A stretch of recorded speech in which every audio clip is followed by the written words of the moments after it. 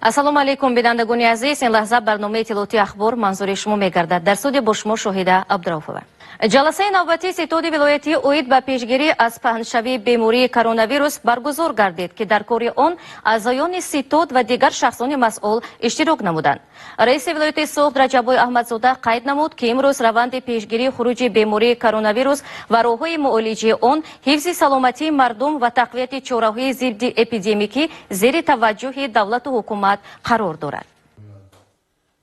дар ситоди кори раиси вилояти Суғд раиси ситоди вилоятӣ Раҷабой Аҳмадзода масъалаҳои пешгирӣ ва табобати бемории коронавируси нави COVID-19, вазъи кунунии гирифторшавӣ ва табобати сокинон ба бемории коронавирус, вазъи эпидемиологӣ, фаъолияти беморхонаву корхонаҳои саноатӣ, рушди иқтисодии вилоят ва кишту парвариши маҳсулоти саноатиро мавриди таҳлилу баррасӣ қарор дод. нахуст дар самти пешгирӣ ва табобати бемории коронавируси нави COVID-19 таъмин бо курҷома ва лавозимоти тиббӣ, дорувори ва табобату назорати сокинон дар хона муовини раиси вилоят Зайнура Азимӣ гузориш дод. зикр карда шуд, ки ҳоло барои пешгирӣ ва табобати бемории коронавируси нави COVID-19 тамоми имкониятҳои зарурӣ дар вилоят муҳайё буда, табибон бо истифода аз маҳорату малакаи касбӣ дар ҳифзи саломатии ҷомеа камари ҳиммат бастанд. маврид ба зикр аст, ки дар асоси дастуру супоришҳои асосгузори сулҳу ваҳдати миллӣ пешвои миллат президенти ҷумҳурии Тоҷикистон муҳтарам Эмомалӣ Раҳмон ва раиси вилояти Суғд Раҷабой Аҳмадзода ҳамарӯза ба вилояти Суғд доруву лавозимоти тиббӣ ворид гардида, тухти корҷомаҳо дар чанде аз корхонаҳои дузандагии ватанӣ ба роҳ монда шудааст. зикр карда шуд, ки аз ҷиҳати иқтисодӣ таъмин намудани табибон мавриди таваҷҷӯҳи хоса қарор дорад, зеро имрӯз маҳз табибон дар хати аввали мубориза бо COVID-19 қарор доранд. раиси вилояти Суғд Раҷабой Аҳмадзода симни таҳлили вазъи мазкур ба масъулини соҳаи тандурустӣ дастур дод то бурдани корҳои фаҳмондадиҳӣ, ташхиси саривақтӣ нафарони табдор, табобати шахсони бемории сабукдошта дар хона, иҷрои корҳои безараргардонӣ ба масъулин дастуру супоришҳои қатъӣ дод. пеш аз ҳама баён дошта шуд, ки бояд сокинон безарурат аз хонаҳояшон берун набароянд. барои кам намудани сокинон дар ҷойҳои ҷамъиятӣ аз ҷумла бозорҳо, раиси вилоят дастур дод, то дар маҳалҳо гӯшаи деҳқон барои фурӯши маҳсулоти кишоварзӣ ташкил карда шавад. инчунин захираи дору безараргардонӣ, бинои баландошона дар як рӯз 2 маротиба ва ташкили телефони боварӣ дар назди мақомоти иҷрои ҳокимияти давлатӣ ҳама шаҳру ноҳияҳои вилояти Суғд зарурӣ ва саривақтӣ арзёбӣ карда шуд.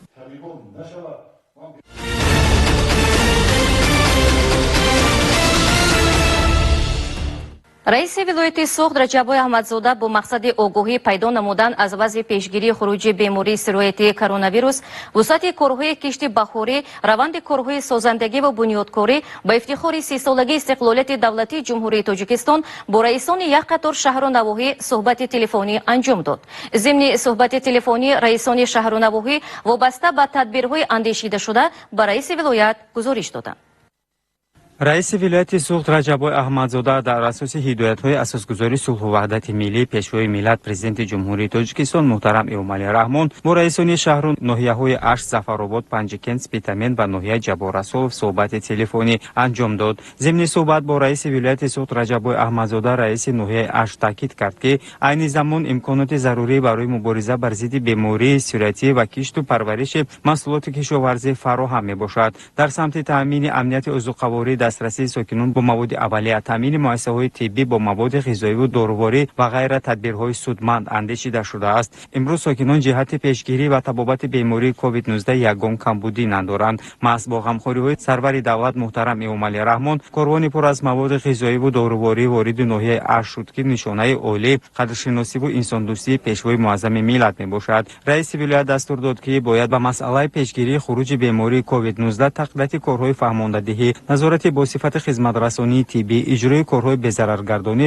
дар маҳалҳо, тадбирҳои судманд андешида шавад. дар ин самт раиси ноҳия баён дошт, ки ситоди ноҳиявӣ оид ба пешгирии бемории COVID-19 ба таври шабонарӯзӣ фаъолият бурда истодааст. имрӯз ҳар як нафар сокини ноҳия, ки ба бемории илтиҳоби шуш гирифтор шуданд, ройгон ба табобат фаро гирифта шуда, ба онҳо семаҳал хӯроки гарм дода мешавад. раиси ноҳияи Зафаробод ба раиси вилоят вобаста ба вазъи эпидемикии гирифторшавӣ ва табобати сокинон ба бемории COVID-19 таъмини муассисаҳои тиббӣ бо маводи доруворӣ ва мутахассисони касбӣ, тақвияти корҳои саҳроӣ ва риояи қоидаҳои беҳдошти маълумотот, ҳамчунин корҳои фаҳмондадиҳӣ байни аҳолӣ, назорати доимии шахсони баъди ба карантин фаро гирифта шуда, беҳтар намудани самараи корҳои саҳроӣ ва ғайра мавриди муҳокима қарор гирифтанд. зикр гардид, ки имрӯз бо ғамхории инсондӯстонаи сарвари давлат муҳтарам Эмомалӣ Раҳмон, ҳамаи табибон бо корҷамову лавозимоти дигари тиббӣ ва муассисаҳои соҳаи тандурустӣ бо маводи озуқавориву доруворӣ пурра таъмин мебошанд. корҳои саҳроӣ аз ҷумла кишти картошка, полизиҳо ва пахта дар ноҳияи Зафаробод вусъати тоза дорад ва деҳқонон соли ҷорӣ имконияти комил доранд, ки ҳосили дилхоҳ ба даст меоранд. дар суҳбати телефонӣ раиси вилояти Суғд Раҷабой Аҳмадзода бо раиси ноҳияи Зафаробод масъалаҳои тақвияти корҳои мубориза бо эпидемияи COVID-19, густариши корҳои фаҳмондадиҳӣ аз ҷониби табибони оилавӣ ва пешгирии бемориҳои сиратӣ, вусъати кишту кор дар саҳро ва захираи маводи хӯрока мавриди баррасӣ қарор гирифт. раиси вилоят дастур дод, ки сокинон пеш аз ҳама қоидаҳои гигиенаи шахсиро риоя намуда, дар ҷойҳои ҷамъиятӣ ва серодам гашту гузор нанамоянд. дар самти кишти маҳсулоти полизӣ низ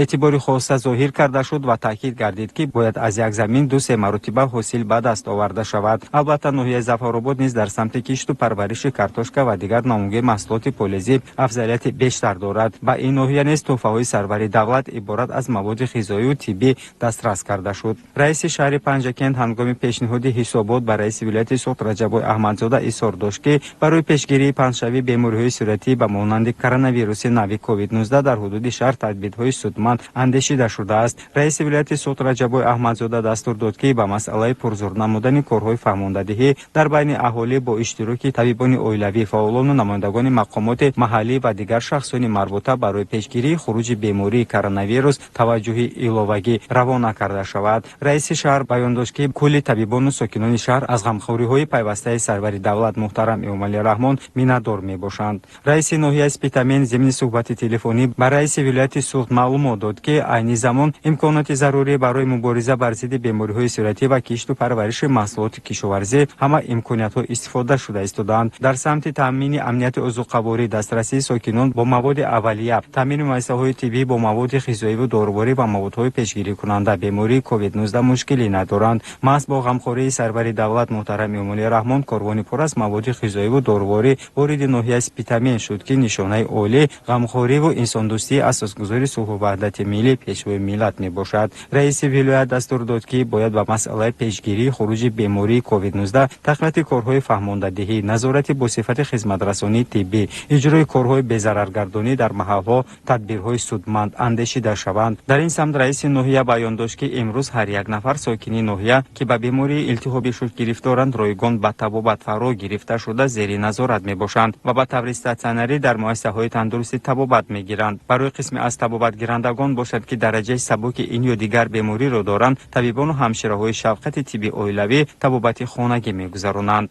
раиси ноҳия Ҷабор Расулов вобаста ба вазъи эпидемикии гирифторшавӣ ба табобати сокинон ба бемории коронавирус, таъмини муассисаҳои тиббӣ бо маводи дорувориву мутахассисони касбӣ, тақвияти корҳои саҳроӣ ва риояи қоидаҳои беҳдошти мавриди баррасӣ қарор гирифт. дар идомаи корҳои фаҳмондадиҳӣ байни аҳолӣ, дарёфт ва муоинаву нафарони табдор, назорати доимии шахсони баъди ба карантин фаро гирифта шуда, беҳтар намудани самараи корҳои саҳроӣ ва ғайра мавриди муҳокима қарор гирифтанд. зикр гардид, ки имрӯз бо ғамхориҳои инсондӯстонаи сарвари давлат муҳтарам Эмомалӣ Раҳмон, ҳамаи табибон бо корҷомаву лавозимоти дигари тиббӣ ва муассисаҳои соҳаи тандурустӣ бо маводи озуқавориву доруворӣ пурра таъмин мебошанд. корҳои саҳроӣ аз ҷумла кишти полизиҳо, пахта ва дигар маҳсулотҳои кишоварзӣ дар ноҳияи Ҷаббор Расулов вусъати тоза дорад. раиси ноҳия ҳамчунин қайд намуд, ки барои обёрии заминҳо бо дастуру супоришҳои пешвои муаззами миллат ва маблағгузории мақомоти иҷрои ҳокимияти давлатии вилояти Суғд, дастгоҳи обкашӣ барои таъмини заминҳои кишоварзон бо об харидорӣ шуд, ки то охири ҳафта насб карда мешавад ва мушкилии норасоии об дар заминҳои минтақаи Рухак ва ноҳия Ҷаббор Расулов аз байн меравад. дар ҷараёни гуфтугӯи телефонӣ раиси вилоят дастуру супоришҳои асосгузори сулҳу ваҳдати миллӣ пешвои миллат муҳтарам Эмомалӣ Раҳмонро ба раисони шаҳру навоҳии Ашт, Зафаробод, Панҷакент, Спитамен ва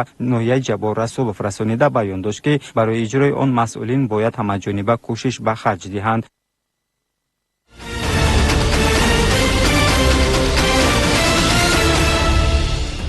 اقتدارهای صادراتی ولایت سوخت می افزاید.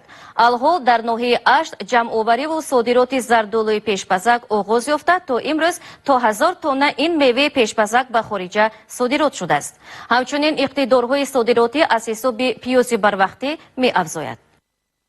باغداری این ساحه مهمی کشاورزی در سالهای صاحب استقلالی باز هم رشد و انکشاف یافته، باغداران سهم خود را در پیشرفت استحصالات، بالاروی سطح زندگی مردم افزون می‌نمایند. با دستور و هدایت‌های پرزیدنت جمهوری تاجیکستان پیشوای ملت محترم امامعلی رحمان مطابق به برنامه دولتی رشد ساحه باغ و تاک‌پروری برای سالهای 2010-2014 در حدود ولایت سوخت 11630 گکتار باغ‌های نوهای بهترین زردآلو بنیادگذاری شده، مساحت عمومی باغ زردآلو نزدیک به 41000 گکتار برابر گردیده است. و در دایره برنامه نوی رشد ساحه باغ و تاک‌پروری در سالهای میانبر باغ‌های نوی زردآلو تشکیل گردیده، مساحت عمومی باغ‌های زردآلو به 51000 گکتار رسانیده شده است. امسال زردآلوی ناحیه اشت حاصل فراوان بسته و اقتدار زیادی استحصال زردآلو در ناحیه اشت موجود است. امسال زردآلوی ناحیه اشت حاصل فراوان بسته جمع آوری و صادرات نوع پیشپزک زردآلو چون ارزنه، شلق، رخ جوانان آغاز یافته است. در ناحیه اشت در عموم زیاده از 18000 گکتار باغ موجود بوده، از آن 16400 گکتارش را باغ‌های حاصلده از جمله زردآلو تشکیل می‌دهد. و در زردآلوزاری ناحیه وابسته به فراوانی حاصل هر روز صدها نفر ساکنان باغداران به جمع آوری و به قوطی‌ها جابجا کردن و برای به صادرات آماده کردن مشغولند. موافق به پیشبینی باغپروران در نوع پیشپزک زردآلو که بیش از 150 گکتار را تشکیل می‌دهد تا 3000 تن زردآلو استحصال کردن ممکن است که از آن زیاده از 2100 تن به صادرات روانه می‌شود و تا امروز تنها از ناحیه اشت 833 تن نوع پیشپزک زردآلو به خارج کشور به صادرات برآورده شده است که این باعث قوی گردیدن مناسبت‌های تجارتی با شرکت‌های خارجی و منفعت اقتصادی به خواجگی‌ها می‌گردد. زردآلو در این منطقه در 3 مرحله جمع‌آوری می‌شود: پیشپز، میانه‌پز و دیرپز. اساساً حاضر برای صادرات ما زردآلوهای پیشپزک ناحیه چینده با صادرات گسیل کرده ایستادیم. اساساً این به شهرهای روسیه خصوصا با مسکو، مغازین‌های ماگنیت، ماریانا، فدراسیون روسیه و نوسیبیرسک زردآلوها روانه کرده شده است. در همین شب روز زیاده است 15 عدد ماشین‌هایی که زردآلو را به روسیه سفربری میکنند در ناحیه موجود بوده. حاضر غنیچین و بار کردن آن در همه جماعت‌های ناحیه که با زردآلو پروری مشهورند رفته ایستاده است. صاحبکاران ناحیه اشت در استحصال زردآلو و صادرات آن هوسمندند و منطقه اساسی صادراتی فدراسیون روسیه است. صاحبکاران پولاد اشورف، سهراب قادرف، مظفر علیبایف و چند دیگران به شهرهای فدراسیون روسیه صادرات زردآلوی پیشپزک را عملی نموده. مثلا پولاد اشورف راهبری زردآلو و کمپانی در همکاری با شریکان رشد زردآلوهای پیشپزک، میانه‌پز و دیرپز را به شرکت‌های کلان تجارتی فدراسیون روسیه چون ماگنیت و ماریانا پیشنهاد می‌نماید که این شهادت صفت زردآلوی اشت و عامل گسترش همکاری هاست. در نزد شرکت بنیاد شدن یخدان با گنجایشی تا 400 تن میوگی ها از امکانیت های جمع آوری و ذخیره و به صادرات برآوردن محصولات میوگی از ناحیه اشت است و صاحبکاران دیگر از این امکانیت وسیع استفاده میبرند. زردآلو پخته رسیده است، با خارج کشور صادرات کرده ایستادیم. زردآلو خوشصفت، خوشرو، من نقص طلبات بسیار است. به میوه‌های ما تاجیکستان میوه‌های و شیرین دارد. در جماعت‌های دهاتی شهیدان، پانگاز، شادابه، مهرآباد، آریان، اشت، پنوک زردآلوهای پیشپزک فراوانند و پتانسیل اساسی از حساب باغات جماعت‌های دهاتی شهیدان و پانگاز و مهرآباد تامین می‌گردد. سال گذشته 2019 تنها از حساب زردآلوی پیشپزک تا 3400 تن به صادرات برآورده شده، در مجموع تا 20000 تن زردآلو در ناحیه اشت استحصال شده بود که نوع‌های میانه‌پز و دیرپز آن به طور خاص جمع آوری و خشک کرده شده در همین شکل نیز پتانسیل صادراتی منطقه را معرفی می‌نماید. امکانیت و اقتدارهای صادراتی ولایت سوخت سال به سال می‌افزاید. اقتدارهای صادراتی را در برابر میوه‌های تر و تازه همچنین سبزیجات از جمله پیاز بروقتی تشکیل می‌دهد. صاحبکاران ولایت سوخت با خریداری پیاز بروقتی از ناحیه‌های ولایت ختلان نیروی صادراتی ولایت را تامین می‌نمایند. امکانیت و اقتدارهای صادراتی ولایت سوخت سال به سال می‌افزاید. اقتدارهای صادراتی را در برابر میوه‌های تر و تازه همچنین سبزیجات از جمله پیاز بروقتی تشکیل می‌دهد. صاحبکاران ولایت سوخت با خریداری پیاز بروقتی از ناحیه‌های ولایت ختلان نیروی صادراتی ولایت را تامین می‌نمایند. صاحبکاران با استفاده از شرایط و تدبیرهای فراهم آمده از جمله در اساس طلبات قرار حکومت جمهوری تاجیکستان درباره ستانیدن تشکل و استفاده بری مرز گمرکی با دل گرم و اعتماد محصولات بروقتی از جمله پیاز را به منطقه‌های صادراتی اساساً فدراسیون روسیه می‌برند. پیاز رو ناحیه ختلان ولایت ختلان ناحیه قمسنگیر همین چیزا در همینجا آورده. مثلا خودی من سه واگن این مقدار 180 تن روی کردیم شهر مسکو. ولی ما نقشه‌مو بسیار داریم در اونجا فرستادم. صاحبکاران سوخت این همه پیشرفت را از فضای خوبی فعالیت صاحبکاری می‌دانند که با اقدام و دستگیری‌های پیشوای ملت عملی می‌گردد. محض تطبیق سیاست درهای گشاد و تشکیل دالان‌های سبز و دالان ساده‌گردانیده شده گمرکی باعث هوسمندی سوبیکت‌های صاحبکاری برای صادرات گردیده است. با پیشنهاد ریاست و با نظرداشت مراجعت وزارت نقلیات جمهوری تاجیکستان و کارخانه واحد دولتی راه آهن تاجیکستان با مقصد زیاد نمودن حجم مالهای صادراتی و در بازار جهانی رقابت‌پذیر نمودن جهت پیشبرد ثمره‌ناکی فعالیت گمرکی، سریع به رسمیت گمرکی در آوردن مال و واسطه‌های نقلیات، تشکیل نظارت گمرکی و دستگیری نمایندگان رابطه‌های اقتصادی خارجی داشته در شهر و ناحیه‌های ولایت سوخت فعالیت شبانه‌روزی دیدبانگاه‌های گمرکی نزد سرحدی براه مانده شد.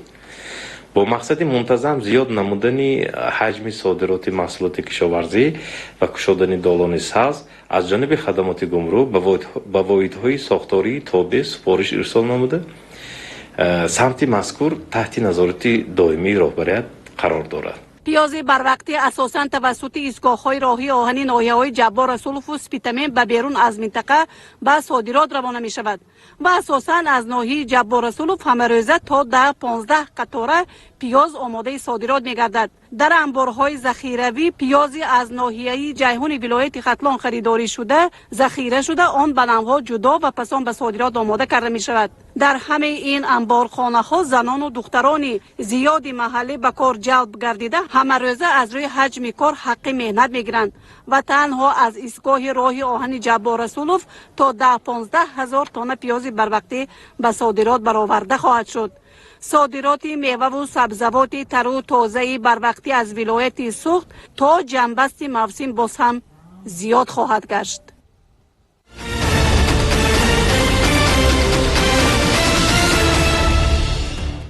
سال جاری در مقیاس ولایت کشت پخته در میدان 60,000 گکتار به نقشه کوری گرفته شده. طبق معلومات سرایست کشاورزی تا به سنه 19 می به مساحت 57,000 پوند دانه پرداخته شده است و این نشانداد به اندازه 96.10% دورنمای پیش بینی شده را تشکیل داده. نسبت به همین دوره سال سپری شده 1728 گکتار کمتر است. در مجموع طبق دورنما کشاورزان را ضرور است که باز در میدان 2813 گکتار دیگر کشت چگید رو راه اندازی نمایند. موضوع رو همکارانمون دادا جان نورمتوف ادامه میدیم. در ساختار کشاورزی پخته‌کاری از ساحه‌های افضلیت‌ناک محسوب یافته توجه حکومت جمهوری تاجیکستان به سال افزون نمودن حجم استحصال این اشیای پرقیمت صنعتی بیش از پیش است. در زمین این دگرگونی‌ها همه خواجگاه‌های کلان حجم ارزی وجود داشته، البته به نظر داشت خواجگاه‌های تخم پرور و ذات‌پرور مورد تجدید قرار گرفته، هر یک به یک چند خواجگاه‌های دهقانی یا خود اساسیات‌های خواجگاه‌های دهقانی تبدیل داده شدند. با نظر داشت فراگیری بحران اقتصادی جمهوری‌های همسایه که وارد کننده نوری‌های مینرالی و سازشواری، تکنیک‌های کشاورزی و دیگر لوازمات بودند، خواجگاه‌های نوتأسیس تا یک چند سال من بعد نیز نارسایی این موادها را احساس کردند، ولی با کمک و دستگیری حکومت جمهوری تاجیکستان به همه دشواری‌های پیش آمده ایستادگی کرده، با استفاده از شرایط و امکانات پیش آمده کشت زراعت و استحصال محصولات را به راه ماندند. در ردیف اصلاحات ساحه کشاورزی مرحله دیگری آن یعنی از نو تشکیل‌دهی خواجگی‌های کلان حجم کشاورزی آغاز گردید که آن در ولایت سود از اول سال 2014 تا به امروز بیش از 66,000 خواجگی‌های نوی دهقانی، عائلوی و انفرادی را به میدان فعالیت برآورد که طبق معلوماتی به ما رسیده فراگیری بیش از 320,000 نفر سهامداران می باشند. از این نشانداد در ناحیه‌های پختکاری ولایت 21,053 عدد خواجگی‌های نوتأسیس به قید گرفته شدند که 126,526 نفر سهامداران زمین را در بر می‌گیرند. امروز با نظرداشت از بین رفتن خواجگی‌های کلان حجم کشاورزی، مسئولیت همکاری و کمک به خواجگی‌های نوتأسیس و سهامداران زمین در برابر ریاست‌های کشاورزی بر دوش جماعت‌های دهات نیز واگذار شده است و در این ردیف قریب که در همین جماعت‌های دهات معاون رئیس جماعت عاید به ساحه کشاورزی یا خود متخصص ساحه چون واحد علاهده کاری تشکیل کرده شده است. از این نقطه نظر در جماعتی که متشکل کار به راه مانده شده از پرابلم و مشکلات به میان آمده خواجگیداران سر وقت آگاهی پیدا می‌کنند و در حل فوریش مساعدت کرده می‌شود. نتیجه ها نیز بازگویی طلبات خواهند شد. سال جاری ما 750 گیتار کشتی پخته به نقشه گرفتیم و با پرگی کشتی پخته رو اجرا کردیم و حالا با حشرچیان کارگران خواجگی ها با یگانه و تازه‌کنی بین قطارهای پخته کار رفته ایستاده است و ما حرکت میکنیم که سنتنر پخته رو زیاد کنیم. سال گذشته ما زیاده از 26 سنتنر پخته حاصل جمع نمودیم. این سال حرکت میکنیم که از آن زیادتر شود. برای عملی کردن به اصطلاح استراکتور کشتی پخته بین خواجگی‌های نوتأسیس و سهامداران آن کارهای مطابق سازی استراکتور کشتی زراعت را در مد نظر همه روزه قرار دادن مهمت اولین درجه پیدا کرده است. در عکس حال یعنی بی‌پرواگی و فرصت را از دست دادن متخصصان و مسئولین ساحه در مرحله آغاز کارهای صحرایی احتمال به میان آمدن پرابلم‌های مختلف نارساگی مساحت کشتی این یا آن زراعت وجود دارد. این نکته را ما بارها تاکید کرده ایم. طبق معلوماتی به ما رسیده سال جاری در میقیاس ولایت در مساحت 60,000 گکتار گذراندن کشتی پخته به نقشه گرفته شده ولی با سبب‌های نامساعدی هوا و دیگر عامل‌های مانع شونده کار تا به امروز به مساحت 56,829 گکتار کشتی چگید گذرانده شده است. طبق معلومات فوری سررئیس کشاورزی ولایت سال سپری شده در همین مرحله مساحت کشتی پخته 58,812 گکتار را تشکیل میداد و این نشان داد از میدانی تا به امروز پخته کش شده 1983 گکتار بیشتر است. تا اجرایش دورنامه کشتی پخته که در مجموع 60,000 گکتار را تشکیل میدهد حالا 3,171 گکتار دیگر کشت گذرانیدن ضرور است. عامل اساسی کشالیابی کشتی پخته را در جماعت به نام حمید علی و ناهی ظفرآباد با ما در نارساگی میدانی برای کشتی پخته پیش بینی شده ارزیابی کردند و شاید دیگر ناحیه‌های کشتی پختهشان کشال یافته به چنین معما دچار شده باشند.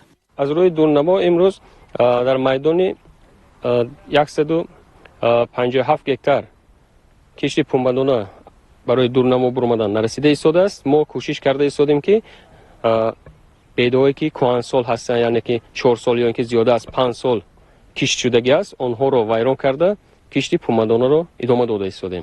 برای چه در مرحله آغاز کارهای صحرایی یعنی آغاز کشتی پخته می کار نکرد شما که میدونید که چقدر زمین نمیرسه.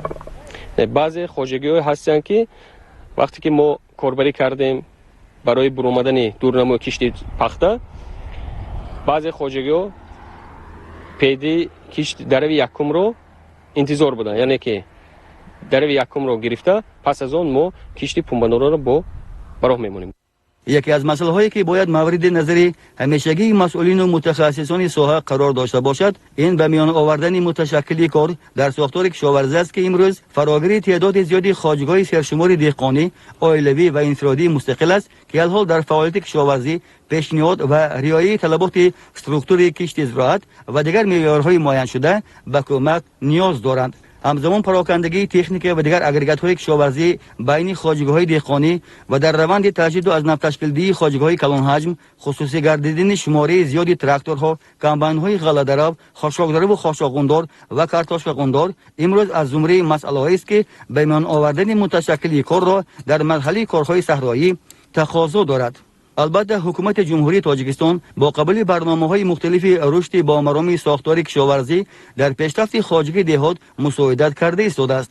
در نوبت خود مقامات اجرایی حاکمیت دولت ولایت نیز جهت عملی کردن برنامه‌های صاحبی و دستور و سپارش سرور دولتمان عاید بر رشد با مرام ساحه کشاورزی سال افزون نمودن حجم استحصال محصولات، بهداشت وضع اقتصادی اجتماعی کارمندان خواجگی دهات و در مجموع عملی کردن امنیت آذوقه‌واری مملکت تدبیرهای سودمند راه اندازی می‌نمایند.